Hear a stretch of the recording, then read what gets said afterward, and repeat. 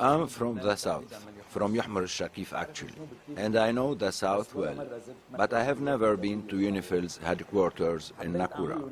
I wanted to visit them and they said yes. There are many things we Lebanese need to understand better, so now that I am inside, let's find out more. General, too many things are happening. It's not clear anymore for most Lebanese people. Explain to us what role is UNIFIL playing nowadays? No. So, but we have time. What about a cup of coffee?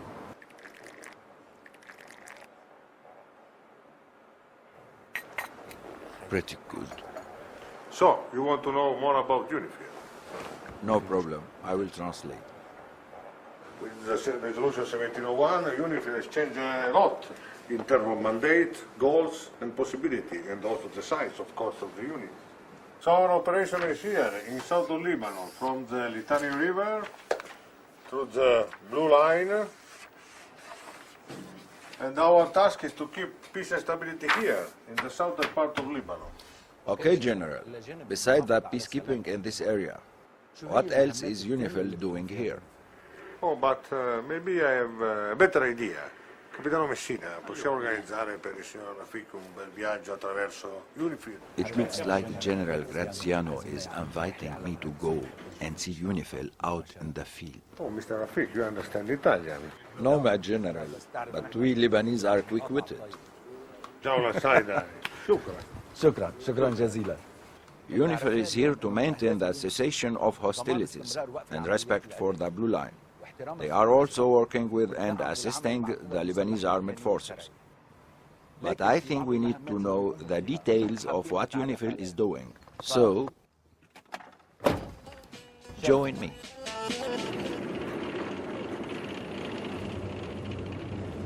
This is a French tank named Leclerc. I was invited by these guys, so I couldn't resist.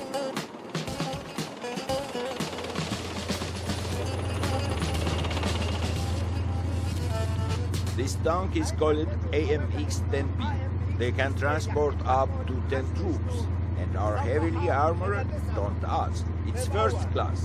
I know, I sound like I'm trying to sell you these things, just sharing what I learned.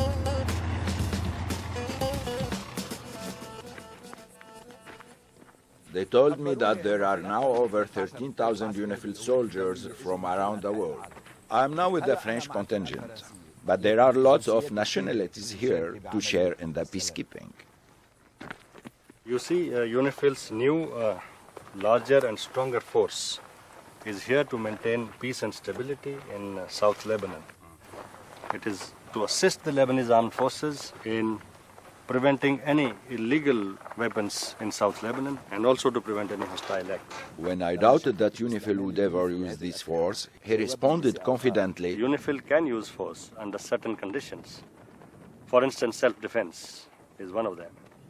Then to protect UN agencies, humanitarian workers, and above all, civilians whose life is under imminent danger. We Lebanese do not believe anything right away, without everything until it's all verified. We learned that from our history and previous experiences. I'm not a fan of weapons. Weapons are usually used for destruction, but maybe weapons can be used for peace.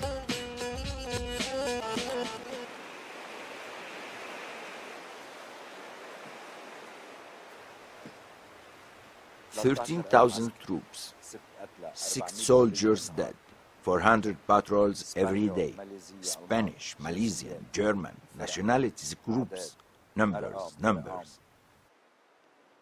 Did we ever think of the troops as people like us? Marhaba, Kifak. If you want to come in Lebanon, I said yes. I miss Ghana. I love Ghana. This is Cobra. Yes. Questo è il piccolo Francesco. Mi marido se llama David. Nos casamos hace poco, hace menos de un año. I love you. I've missed you. But the promises I've made before coming here, I still keep on that promise. This is a totally different place. E lui è un piccolo hooligan. Che name is American. I will put my heart here in Lebanon. I told him, don't worry me. I have 4 brothers, 2 sisters and my mom and dad. ربما أنت تحضر إلى منزلي ونحترمك ونفضلك بالجلوس. I hope I will make as many friends as possible here in Lebanon. Mom, I'm okay. Then everything is okay. This cobra. This cobra. Yes. That cutting here. People have their own lives, friends, families, and children. They love and miss. They are people, and people are not numbers. By the way, I am Rafiq Ali Ahmad, and I am Lebanese.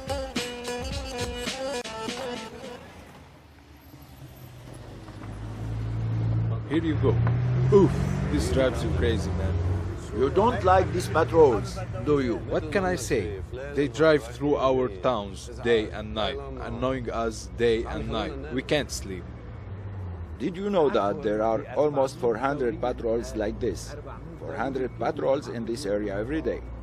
What are they for? These patrols are here to make sure that the area is free of illegal arms. Any security incident can tip the situation from one side to the other.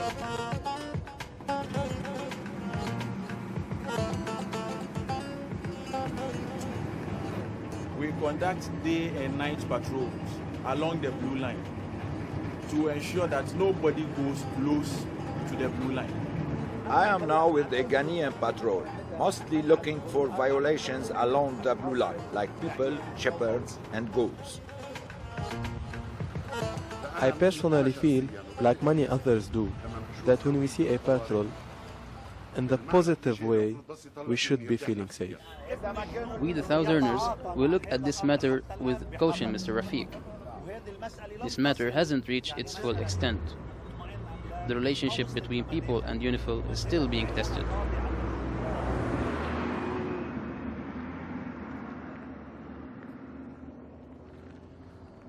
Don't expect a clear-cut answer to everything. Nothing is for free. Nothing is perfect.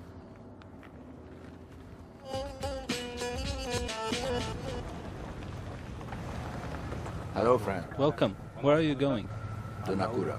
Could you pull over, please? That's the actor, Mr. Rafiq Ali Ahmad, don't you know? Welcome, but vehicle searches are for everyone. How are you, soldier? UNIFIL doesn't help you with these checkpoints? No, sir. Checkpoints are the army's responsibility. UNIFIL supports us, but we are responsible for our country.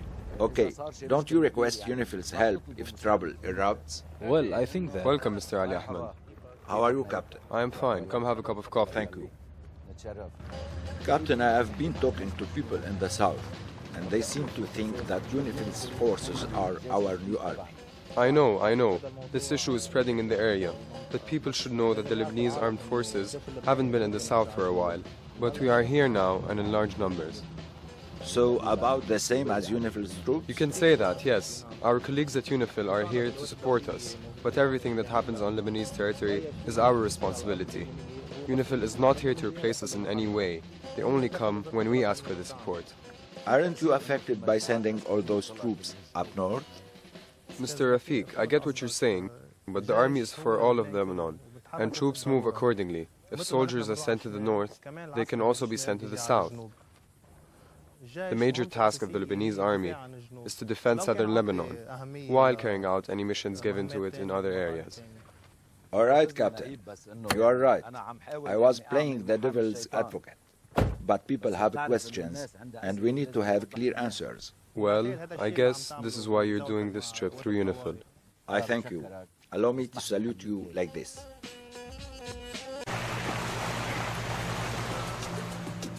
This is incredible, really. I had no idea that these giant ships are zigzagging along the Lebanese coast every day. There you are. Take a look at this view. I couldn't resist. Look, what an amazing ship. Look at this frigate. This is a German frigate. Two of them are racing up and down Lebanon's coast. Every day, UNIFIL's fleet hails the commercial ships, verifying course, identity, and all other related information. Admiral Bolo commands a fleet of 3 frigates and 3 fast patrol boats, working with the Lebanese Navy. The goal is the same as that of patrolling on land, preventing illegal activity, especially the smuggling of arms. I understand Oscar Delta Uniform Echo, is this correct? We have 3 different patrol boats along the coastline and 3 more frigates in the outer part of the area. And we have all the different units patrolling in this area, and you can be sure not one single merchant vessel will enter this area without knowing about us. UNIFIL screens up to 35 vessels per day while patrolling Lebanon's coastline. I always liked ships, but my village happens to be far inland. This is a special day because we had the opportunity to sail on this frigate. This is not a tourist ship, it's a part of a huge maritime fleet whose aim is to guard the Lebanese coast.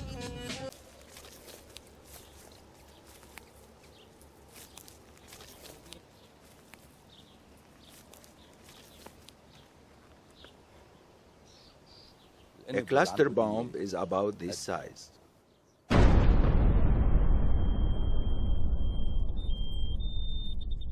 You can't help but to hold your breath when entering a minefield.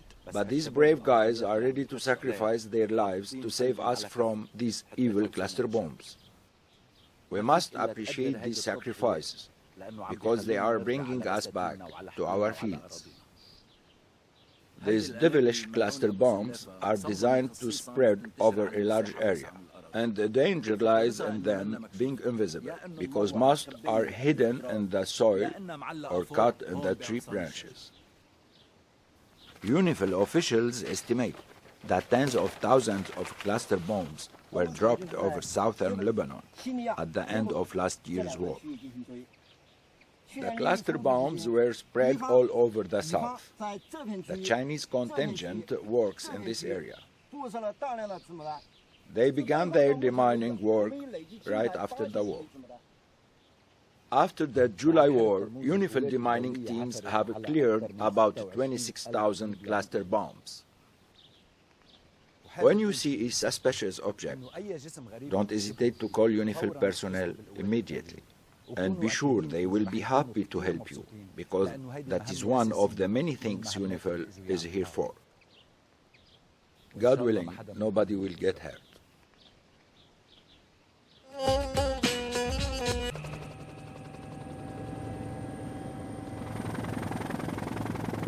Blue line, where is this blue line? Here is the fence, we understand, but there is really nothing blue here. How do you know the blue line? Who showed it to you? UNIFIL and Lebanese army. When they see you, even when you're 1,000 meters away, they tell you there's the blue line. And it's not showing at all. Your problem is that they didn't paint the blue line. It's not clear. It's not showing. You don't know where it is. There is no blue line. And that is a problem for you. It's not showing at all. They say there is a blue line, but where it is, only God knows. UNIFIL tells me that these violations happen often enough from both sides of the blue line. See, whenever there's a violation from either sides, UNIFIL contacts both IDF and the LAF. And as in the case of a friend, the shepherd here, it is the LAF which assists us and resolves the matter. If the shepherd doesn't cross the fence, how come he violates the blue line? In some places, the blue line is next to the fence. In some places, the blue line is away from the fence, with some distance between the blue line and the fence. So in case you have come closer to the fence, you have crossed the blue line. Now you understand? Yes, I understand. I'm going to estimate the blue line. You estimate it? Yes, but I can't see it. Yes, but this crazy coat of yours can not estimate. Come back here! Until we paint the blue line, stay out of trouble. Come. You beautiful thing. Pretty. Major Chailendra here is one of 2 vets with UNIFIL. He has treated around 40,000 sheep this year, and it has made him a famous and popular man in the south. Bon appétit. Thank you.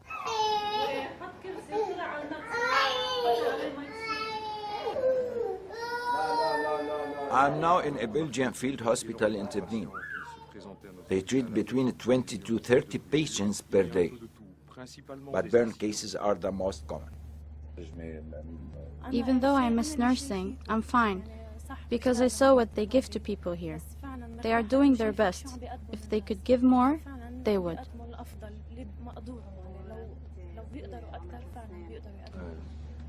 I was preparing a cup of coffee. She came running up to it, and it spilled on her. Babush! Babush! إذا السؤال بدنا نعرف بشو غلط بابوش. لا تقترب، لا تلمس، بلغ. Don't get close, don't touch, report immediately.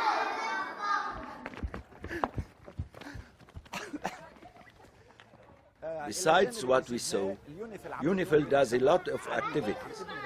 They built a playground, they built a school, they run language classes, computer classes, and many other courses, doing what they can to make people happy. My last stop on this journey. I hope that you have enjoyed it and we were able to clarify some questions you had about UNIFIL's mission. شكرا جزيلا. This is a French tank named Leclerc. This tank is called AMX-10P. This is Cobra. Yes. These patrols are here to make sure that the area is free of illegal arms. The relationship between people and UNIFIL is still being tested. The major task of the Lebanese army is to defend southern Lebanon, while carrying out any missions given to it in other areas. I thank you. Allow me to salute you like this. UNIFIL screens up to 35 vessels per day while patrolling Lebanon's coastline. A cluster bomb is about this size. But these brave guys are ready to sacrifice their lives to save us from these evil cluster bombs. Blue line, where is this blue line? Estimated? Yes, but I can't see it. But this crazy coat of yours can't estimate. Come back here! This trip answers many questions and casts away many doubts people had. They found answers. I would like to thank you now and wish you, us, and the whole world peace. Oh, I'm very happy it was useful, and now let's just finish as we started, with a cup of coffee. What do you think about Coffee? Why not? Coffee.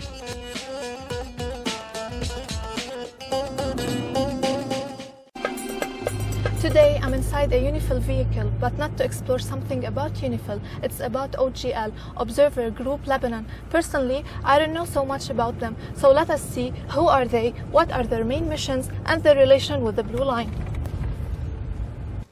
The Observer Group Lebanon's been here since 1978, although the United Nations Truce Supervision Organisation has had a presence in Lebanon since 1949. So we've been here for quite some time. We're the original peacekeeping mission, and I'll be taking you through Team Sierra's campsite, or team site, right now. So please follow me. Okay. Our primary reason for being here is the Blue Line.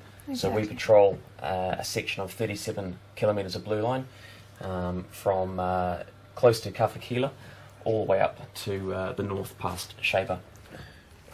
Yeah, I'll get you to put this one on. Okay, thank you. Possibly a Humvee. One on the right, again possibly a Humvee. There's the raccoon stalker. Are you noticing anything? I think there's another that is Humvee not just in normal? front of the raccoon stalker. There's some IDF activity. Yeah. And part of our role is to observe on any unusual or any IDF activity that we see in this area. Possibly another vehicle behind it. So we've got. This is perhaps a little bit unusual.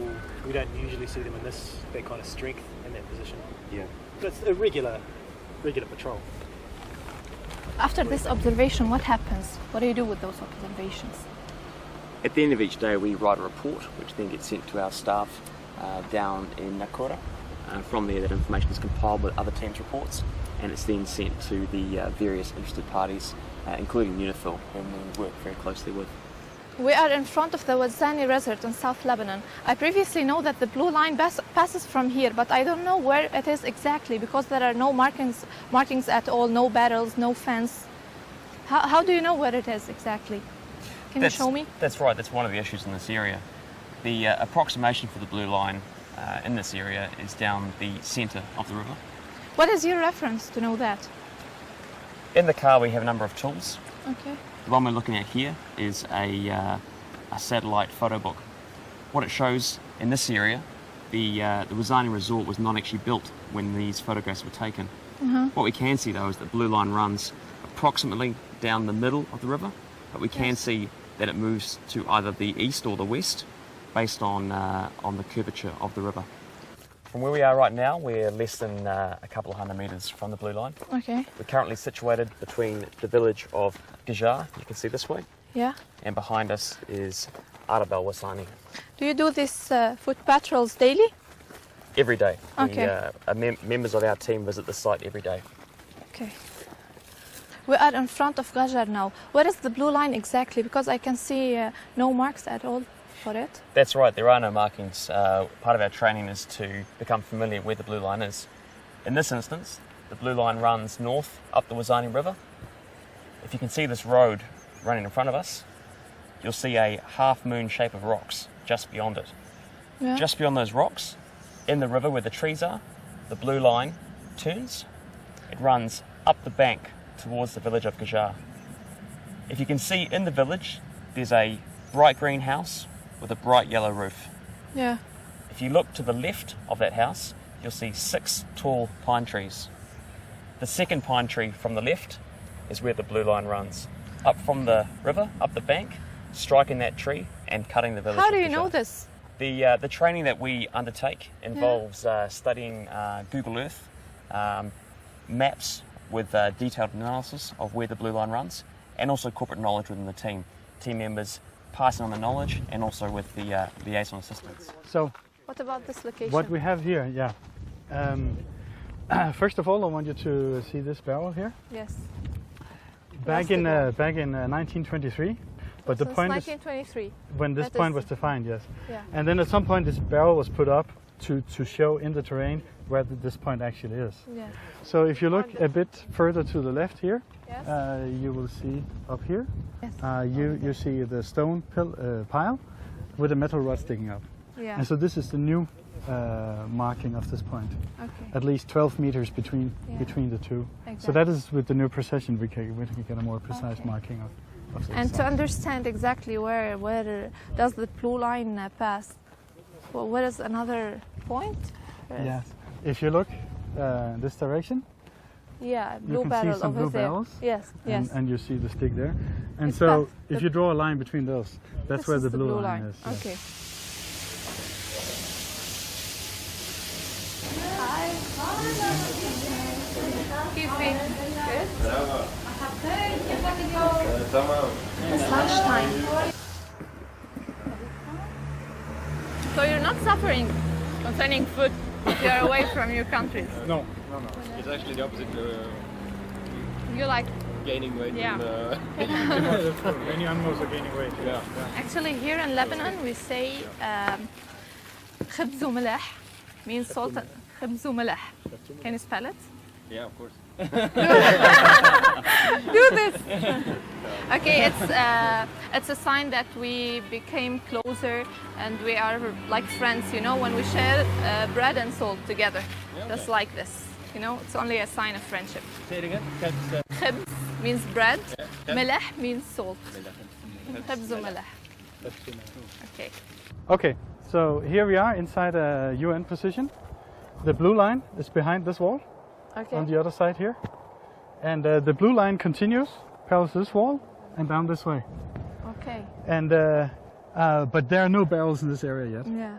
The blue line runs up here through the terrain. Straight like this? Yes. Okay. A pile of stones down there. Behind that, there's a blue marking on the road. Mm-hmm. Further up, there's a solar panel, and on the next hill, there are some bushes. Okay. 3 bushes. And so these are the reference points that I have to know where the blue line point is. Okay, what about the technical fence? The technical fence is right on the left side of the blue line here. It's not the but blue you line. will see, no, it's not the blue line. But you'll see also when looking here at the technical fence zigzags. So there are 2 spots here, right down here and a bit further up there, where the technical fence is parallel to the blue line. Yeah. But there are also these areas where the technical fence takes a curve into. So the technical fence is not the blue line. No, the technical fence is only a technical installation that IDF has made in order to be able to control the access, but it is not the border and it is not the blue line. Okay. Thank you. The test of the OGL is the secret behind their great knowledge about the blue line. Just like how generations inherit things from each other, they inherit this information from group to another. But sure, the reason is not hereditary, it's for sure through this test. Let's go and see. These are 440. Yep, same. To the right of it, there's a concrete arc. Yep. Yeah, and to the right of that again, there's a tomb. And that's, in the middle of that tomb is in the vicinity of Bravo Papa 33. Okay. What's happening here is that Dag, my Norwegian colleague, is telling André from Australia about his knowledge of this area. So he's pointing out villages, military positions, blue line points, where's the technical fence, all this kind of stuff, in order to show André that he has got an understanding of the area. He's being tested right now. And you go up the small ridge, the hill, 4 fingers or something. You will see a pile of rocks there. Yep. Yeah, that's in the vicinity of Bravo 74. So the pile of rocks. But one of the things, and one of the really important things, is that the UNMOs have to know the blue line and the area around the blue line, and we have to know it by heart. We have to remember everything. And if he doesn't have enough information, he will fail? He will fail, yes. Okay. Slightly to the right, you will see there's a white rock. Do you see that? On the top of it? Right on top of the hill? Yeah. That's the next blue line point. That's the Tango Papa 35. Okay. I saw now what the test of the OGL is. Yep. Now, please come with me. Okay. I like to test you. Okay, fair enough. Okay, so please look at me. I want you to stand like this. Yep. Okay. Can you tell me what is found right behind you? In terms of IDF positions or UN positions or anything? Anything. Okay. How you learn? So starting down in the low ground off to my right, you can see a cluster of houses, and that is the town of X-Ray 2, which is Hula. As you go up the hill from the cluster of houses, you'll see a quarry or an area, a sandy coloured area on the hill. On the left-hand side of the water tanks, there is a number of concrete T-walls, which is an LAF position. Continuing along, you'll keep going across the top of the hill, and you'll hit a road, which is the Echo Road. Distance, there is a small town inside the valley, and you can see a large... It's obvious that you know every single thing. How much time you took to know all that? Well, normally people do between 6 weeks and 2 months of training. And you succeeded in the test from the first time? Yes. That's great. So this is the secret behind your knowledge about the blue line and all the places over here. A bit of it, I suppose. Yeah. The test and the training beforehand. And just the knowledge being passed down from seniors beforehand. So the only reason I know it is because they knew it and they told me about it and then tested me on it. That's really great. One of the things that OGL also does frequently is village patrolling, but I think they are different from those done by the UNIFIL. Let's see. Is it right to say patrol because you're unarmed? We do call them village patrols, but we are visiting the village to see how the people are going, establish relationships with the people in the village. Mahaba. لا وانت كمان. صباح الخير. أهلا صباح النور. تفضلوا. I asked if she knows the difference between UNIFIL and OGL. Yep. She said from weapon, you don't carry weapons. Yep. That's probably the thing, and the blue vest. And the blue vest. And obviously we are supervising the truce from 1948. And a part of that at the moment is observing the blue line and making sure that any violations of the blue line are reported to the UN. Is George going to come in? Your husband? He's shy? So you observe and collect the needs of people and all their stuff. How do you translate these needs into real actions on Earth? Because you only observe. Yep. So although we do get a lot of information about what people need in the villages, we don't have the capability ourselves to actually do projects. But working with UNIFIL, we're able to pass that information to UNIFIL so that then they can come back and assist the villages in whatever they require. Okay, then thanks to the OGL. No worries, thank you. One day with the OGL was really enough to make me understand how important their mission is along the blue line, and just like how our eyes allow us to know where we should move and where to avoid moving and walking, the OGL is the eye of Lebanon along the blue line.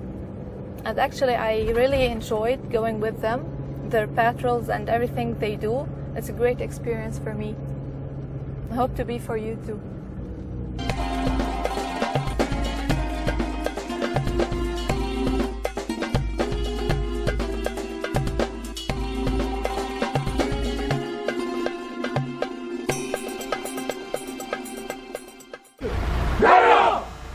More than 12,000 peacekeepers from 28 countries are deployed in Lebanon, in one of the UN's largest missions. These men and women are part of the Indonesian contingent. UN peacekeepers first came to Lebanon in 1978. They've been a buffer between Israel and militants in southern Lebanon. In August 2006, as part of the truce that halted the war between Israel and Hezbollah, the UN mission was strengthened. Today, these peacekeepers monitor that fragile truce. Lieutenant Colonel Harry Mulyanto from Indonesia says his peacekeepers assist the local population in many ways. As peacekeeping, we not only conduct patrol, but we also do humanitarian assistance. We cooperate with the local people, with another organization, international organization or non-government organization. Here, as in other missions, peacekeepers work with the national military to support and train them. The work of peacekeepers isn't just in the field. Here we have a vocational training program that UNIFIL is running for residents in South Lebanon, where they're teaching young boys how to become mechanics. In this class, UN peacekeepers have traded their blue berets for overalls and are teaching these boys skills that will help them find jobs. Economic development is seen as a factor in bringing stability to post-conflict societies.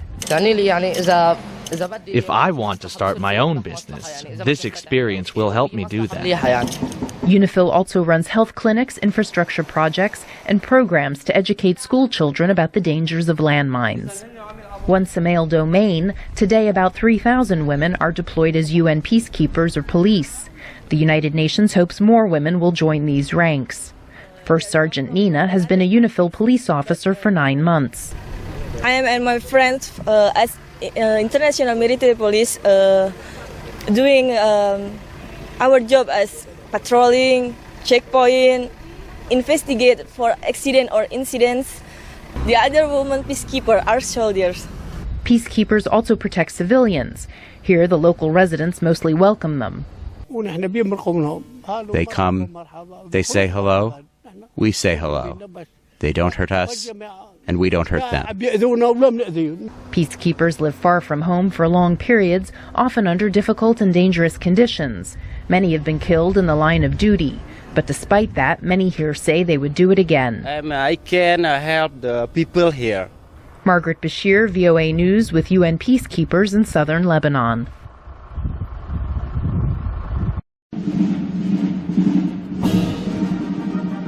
Det var høytid og respekt som preget Akershus festning i dag. Det er 30 år siden Norge bidro med de første militære styrkene i Libanon. 21 norske UNIFIL-soldater ble drept i tjeneste. I dag var det plass til både markering og ettertanke. De døde jo i tjeneste og gjorde sin plikt, så vi har stor takknemlighet for det arbeidet de utførte.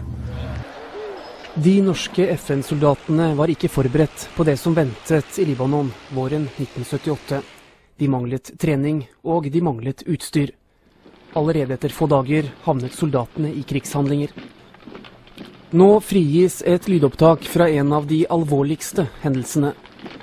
Forsvaret er litt usikre på hvor mange palestinske militssoldater som ble drept av nordmenn den 9. mai 1978 her i denne landsbyen, men antar at tallet er 8. Ja! Omgrupper! De skyter fra venstre! Ja, omgrupper! Tvert! De skyter! De skyter!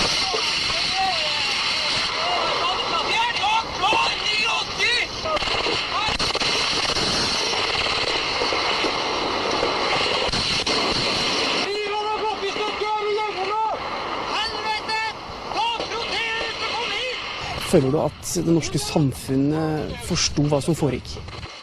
I den første kontingenten, da de kom ned, så var det jo mer eller mindre krigstilstand. Og de var involvert i en rekke skarpe operasjoner og hendelser. Men ikke noe av dette ble jo publisert, og presset på åpenhet var ikke like sterkt den gangen som det er i dag. Og det er kanskje årsaken til at mye av dette gikk upåaktet hen. 23 000 nordmenn vervet seg som Unifil-soldater. Flere har i ettertid fått psykiske problemer. Forsvaret innrømmer nå at de ikke gjorde nok for å hjelpe. Det har fått en konsekvens at mange som kunne vært hjulpet på et tidligere tidspunkt, har måttet streve mer enn de hadde behøvd hvis det hadde vært gjort noe på et tidligere tidspunkt. Er det beklagelig? Det er selvfølgelig beklagelig, det beklager vi, og det er det vi da har etter hvert satt større og større ressurser inn på å unngå.